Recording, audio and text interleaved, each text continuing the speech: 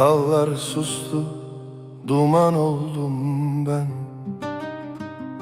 Kendi derdimde yanan oldum ben.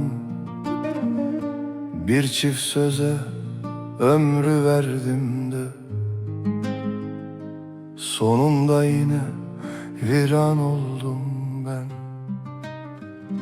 Yollar uzun, geceler derin, İçimde kaldı sızısı serin. Bir zaman gülen o gözlerin, şimdi içimde en büyük derin.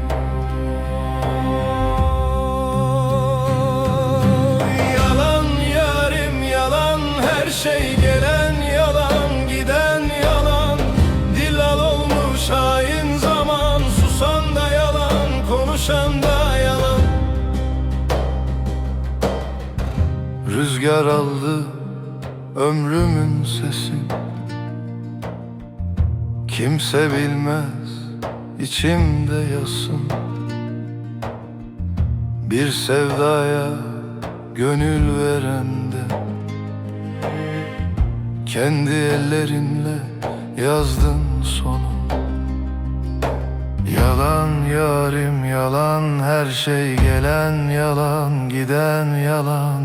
Dillal olmuş hain zaman, susan da yalan, konuşan da yalan. Yalan yarim yalan, her şey gelen yalan, giden yalan.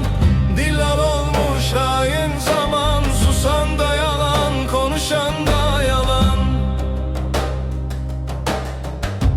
Ne kaldı benden şu boş dünyaya?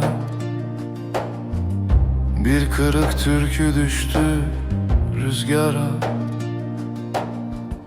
Gül yüzüne aldanan gönlüm